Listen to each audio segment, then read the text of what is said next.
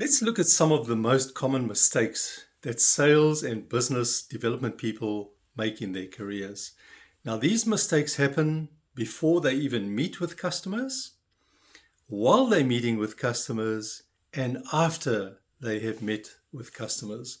So if you're a business owner, a manager, a salesperson, or a business development person, listen up.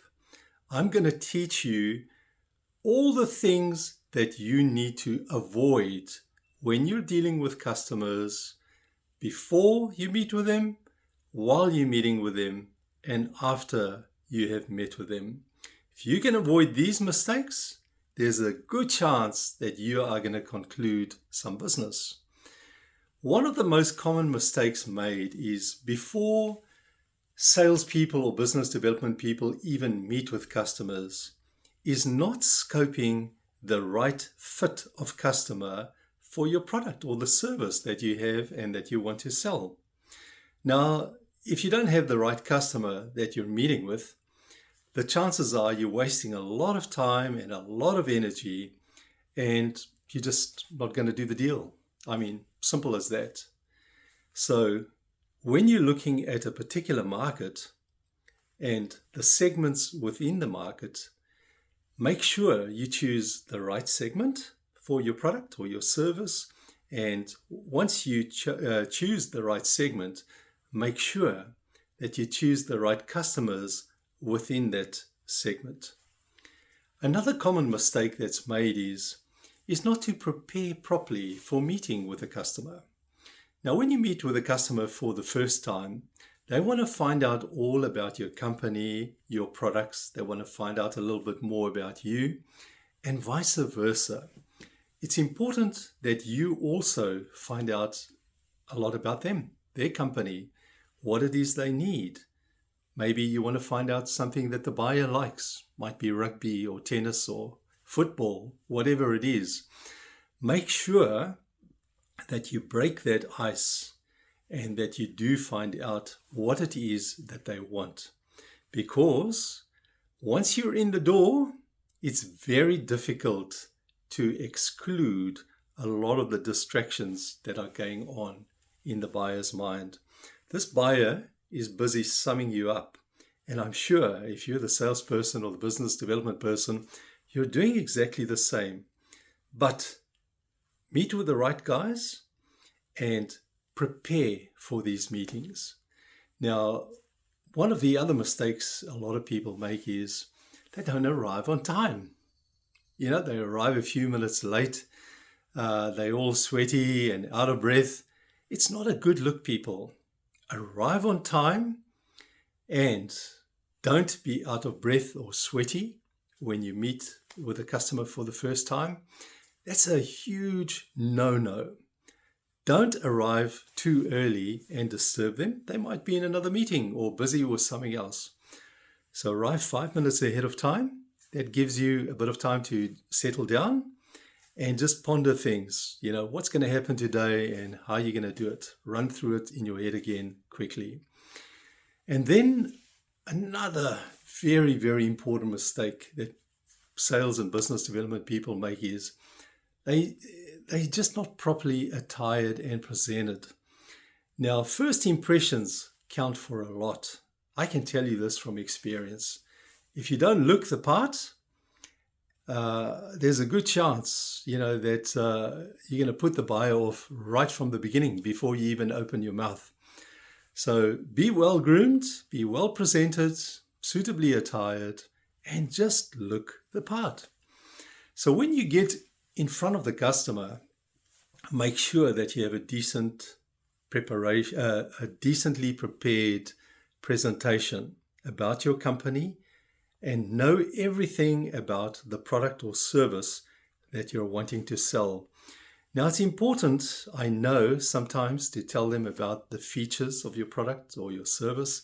However, what's ultimately going to sell your product is not features, but benefits.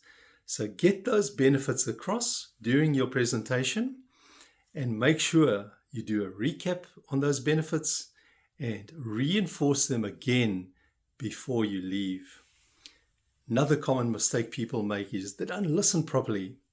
So you go in there and the buyer is giving you a lot of information, a lot of clues, and you're not listening properly. Maybe you're distracted by something that you shouldn't be distracted by. So when you're not listening properly, they might be asking you questions that you can't answer. They've already given you some clues and information, but because you haven't been listening properly, you stumble a bit. And buyers are astute. They pick this up. Not a good look, folk, when you don't listen properly. While you're meeting with people, take some notes. It's a known fact that when you walk out of a meeting, if you haven't taken facts, literally within a few minutes, you start forgetting things that actually happened during the meeting. So very, very important to take copious notes while you're in meetings so that you can remember things. And also, you have to note actions. You know, if there's something you can't answer, something you don't know, it's important that you note that down as an action so that you can get back to the customer with an appropriate answer as soon as possible. And I mean that. Get back to them quickly. Don't waste time. One of the other common mistakes is that you walk into a meeting room. You might be the last one to walk into the room. And, you forget to close the door. And behind you, there are a lot of people going, back and forth. That's a distraction. The other thing you might have forgotten is to switch your cell phone off. So during the meeting, there's a lot of beep, beep, beep, messages coming through. The phone might ring. And this is a major distraction for your buyer. They want your total attention and they don't want any distractions like that. I know sometimes it's irritating because the buyer's phone might go off during the meeting, or sometimes somebody comes into the meeting and, disturbs the proceedings. Look, that does happen, but learn to cope with that. If something like that does happen, just stop talking, let them carry on, sort things out, and then when their distraction has gone, you can continue.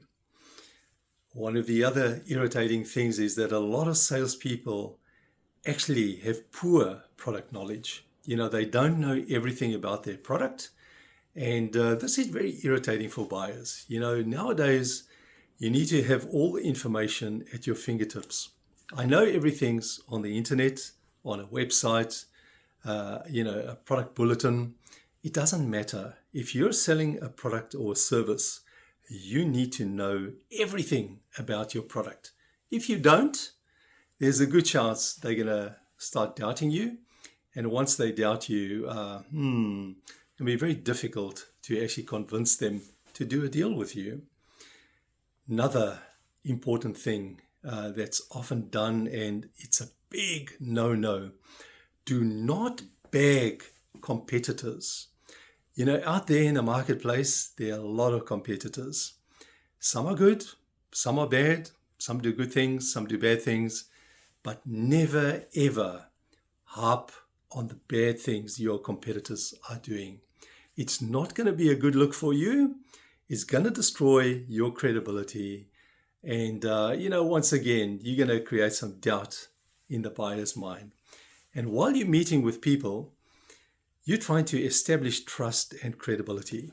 So be fluent, listen well, take notes, note all the actions that you have to do afterwards, and actually end up doing them. Because if you make a promise in business, you have to keep that promise. One of the other things, a lot of salespeople, business development people are very energetic and enthusiastic, and they do a lot of talking and a lot of telling, but not that much selling. So here's a hint from me. Listen well when the buyer speaks. Pick up on all the clues, ask appropriate questions, but don't do too much babbling. It's better to listen in these meetings than it is to talk too much. If you talk too much, there's a good chance they probably won't want to see you next time because you're wasting, very valuable time. And these people are busy. Trust me, I know you're busy as well with your sales and your business development, but buyers are also incredibly busy, and they've given you an opportunity to provide a solution to their problem. But if you're going to be babbling a lot of nonsense and trying to bamboozle them, it's just not going to work, folk. So rather listen than talk too much. Another very common mistake is that once you leave the meeting, there are follow-ups that have to be done. If you don't follow up quickly, I can assure you there's a good chance they're not going to do business with you. So if you have 10 actions, and a lot of them involve questions that they've asked you that possibly you could not answer during the meeting, it's a very good idea to find that information out very quickly, whether you have to meet with your finance team, your manager, your operations colleagues, R&D, quality assurance, whoever it is that you're meeting with, logistics people, get the answers chop. And I would suggest you make another meeting to front up personally. So face to face to give them the answers. If that's not possible, I would suggest a call. Give them a call and try and get hold of them and give them the answers they need. Number 3, put it all in an email to them as well. So either that face-to-face meeting to convey what you couldn't during your original meeting, all the actions, or a phone call, but afterwards you do need to email it through to them as well. So those are some of the most common mistakes salespeople make. Their list of more than 50 other mistakes sales and business development people could make. But those are the most important and the most common ones. Another one is coming across as know-it-all or being arrogant and, trying to talk over the buyer and trying to sell them stuff they don't really want. During these meetings, you need to listen very carefully what people want. And you have to match up what it is your product has versus what it is the buyer wants. Now, there's a bridge that goes across there. And you need to cross that bridge cautiously and very carefully. I can't overemphasize this sufficiently. That's why it's so important to listen to what the buyer has to tell you, because they're going to give you a lot of information and a lot of clues during that meeting, and you need to pick up on this information and those clues, because if you don't do that properly and you don't listen properly, it's very difficult to do business, because you're going to have to ask a lot of questions that you already have been given answers to. And it's a bit irritating for the buyer then to have to recap and give you all the splab again. Don't do that. Come across professional, do things properly. There's a proper sales process that you need to go through when you're meeting, with customers, particularly new ones for the first time. So if you can avoid some of those common mistakes that salespeople make, by arriving late, not looking the role, not listening, talking too much, not taking notes, not following up in a timely manner after these meetings, you're going to save yourself a lot of heartache. And trust me, there's a good chance that if you follow up properly and you build credibility and establish trust where they can believe what you're saying, and if you make a promise that you'll get back to them afterwards, you do actually get back to them. My goodness, you're going to establish amazing credibility, and there should be no chance why you don't do a deal after that. So selling, I know, as well as business development, is not an easy thing, but if you follow a process that has worked for so many and that almost guarantees business, why would you not follow that? It's difficult, I know, out there. It's very competitive. And, if you don't do something for somebody, somebody else is going to step in and do it on your behalf. So, folk, I hope these pointers help you. And I'm sure that if you follow that sales process properly and avoid these common mistakes that sales and business development people make, there's a very good chance you're going to do a deal in your next meeting. Thank you for listening.